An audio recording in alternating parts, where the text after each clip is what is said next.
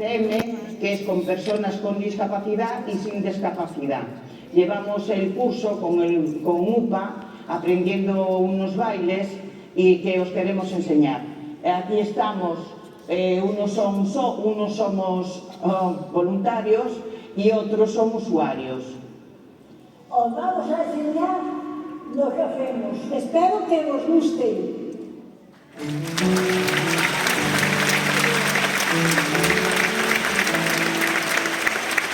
Los estaban caminando en el mismo sentido,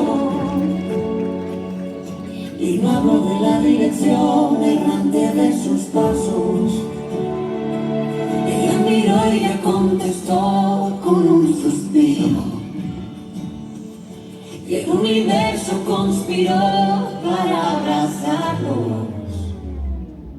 Dos extraños bailando bajo la luna se convierten en amantes al compás de esa extraña melodía que algunos llaman destino y otros prefieren llamar casualidad. Dije que te olvidé, pero no te había olvidado.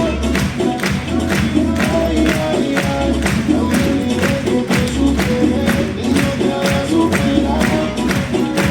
Por eso dije que ya te olvidé, pero no te había olvidado. Ay, ay, ay, no me olvidé que te superé y no te había superado.